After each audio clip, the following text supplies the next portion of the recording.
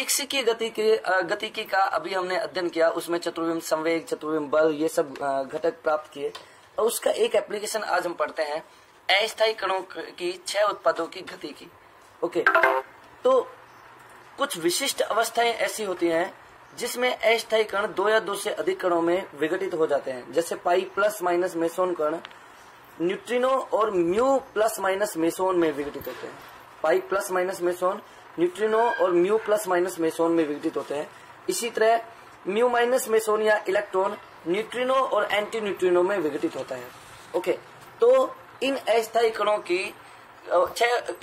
के 6 उत्पादों की गतिकी का अध्ययन हम चतुर्विम संवेग या चतुर्विम बल, चतुर्विम ऊर्जा, इनसे हम देखेंगे। ओके, इसके लिए मान लेते हैं एल निर्देश तंत्र में, प्रयोगशाला निर्देश तंत्र में m द्रव्यमान का एक कण है जिसका संवेग 0 है और ये 2 कणों में टूटता है, m1 और m2 द्रव्यमान के कणों में, जिनका संवेग p1 और p2 है। और गतिज ऊर्जाएं E1 E2 नहीं ले रहे हैं हम, क्या ले रहे हैं, T1 व T2। याद रखना T1 T2 क्या है, गतिज ऊर्जाएं हैं। ऊर्जा का संबंध है आइंस्टीन का energy mass energy relation E=mc²। Okay, चतुर्विम संवेग हमें पता है p म्यू बराबर होता है संवेग घटक और इंटू ऊर्जा घटक। संवेग घटक चूंकि ये कण स्टार्टिंग में स्थिर है, संवेग 0 है कण का, इसलिए संवेग घटक 0 है और ऊर्जा है आयोटा E/c। ओके, और E/c की जगह हम लिख सकते हैं mc। तो p म्यू चतुर्विम संवेग कण का 0, आयोटा m/c। ओके, अब m1 द्रव्यमान के कण के लिए चतुर्विम संवेग हो जाएगा p1 म्यू बराबर p1 vector iota m1c² plus T1/c। और दूसरे कण का चतुर्विम संवेग होगा p2 vector iota m2c² plus T2/c। हमें पता है चतुर्विम संवेग का स्क्वायर होता है -m²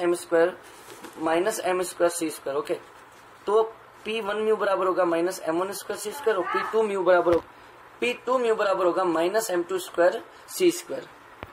यहाँ यदि L तंत्र में हम चतुर्विम संवेग संरक्षण का नियम अप्लाई करते हैं तो p म्यू बराबर होगा p1 mu plus p2 mu. Okay, और p म्यू का वैल्यू 0, आयोटा mc, और p1 म्यू और p2 म्यू का वैल्यू यहाँ पे भी पुट करेंगे। ऊर्जा घटकों को अलग अलग लिखने पर हम पाएंगे कि संवेग संरक्षण के नियम से विघटन होने के बाद कुल संवेग बराबर पहले कुल संवेग। तो विघटन के बाद कुल संवेग होगा p1 प्लस p2 और विघटन से पहले कितना था 0, और ऊर्जा कितनी है E1 प्लस E2 बराबर E। तो यहाँ पर हम लिख सकते हैं iota m1c² plus T1/c plus iota m2c² plus T2/c बराबर आयोटा m/c।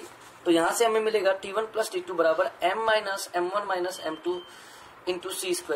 और ये जो वैल्यू है इसको हम क्या लिखते हैं, डेल्टा m, और डेल्टा m क्या है, द्रव्यमान हानि है। ओके, चूंकि गतिज ऊर्जा हमेशा धनात्मक होती है, गतिज ऊर्जा धनात्मक है तो डेल्टा m भी क्या होगा, धनात्मक होगा, ग्रेटर देन 0 होगा। उस केस में m-m1 minus m2 will be greater than 0, तो m will be greater than m1 plus m2। तो स्पष्ट है कि कण के स्वयं विघटन के लिए यह आवश्यक है कि अस्थायी कणों का द्रव्यमान उत्पाद कणों के विराम द्रव्यमानों के योग से क्या होना चाहिए, अधिक होना चाहिए। साथ ही हम T1 और T2 का वैल्यू भी फाइंड कर सकते हैं। तो उसके लिए p म्यू बराबर p1 mu plus p2 mu, p1 mu बराबर होगा p mu minus p2 mu. अब समीकरण 6 का स्वयं के साथ यदि गुणनफल कराएंगे तो p1 म्यू स्क्वायर बराबर p mu square plus p2 mu square minus 2p mu dot p2 mu. Okay, p mu dot p2 mu का वैल्यू क्या है, 0 iota mc। Okay, into p2 vector iota m2c² plus T2/c। और इनको यदि हम dot product कराते हैं तो ये वैल्यू मिलेगा -m into m2c² plus T2।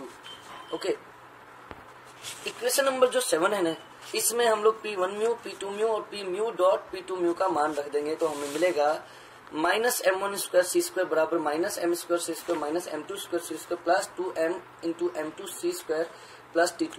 यहाँ से T2 बराबर आ जाएगा m2²c² plus m2²c² minus m1²c² minus 2m m2c² by 2m। इसको आगे सिंप्लीफाई करते हैं तो m minus m2 whole square c² minus m1²c² by 2m। a plus a² minus b² बराबर होता है a plus b into a minus b। Okay, तो यहाँ से हो जाएगा m minus m2 plus m1 और m minus m2 minus m1 into c² by 2m।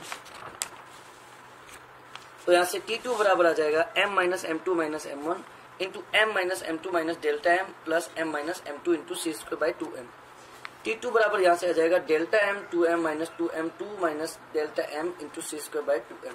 तो यहाँ से हमें मिलेगा T2 बराबर delta M into 1 minus m2 by m minus delta M by 2m into C square. ये T2 का value, इसी तरह हम T1 भी निकाल सकते हैं। ओके, तो ये थी आज की क्लास। आई होप कि आपको समझ में आई होगी। Thank you very much.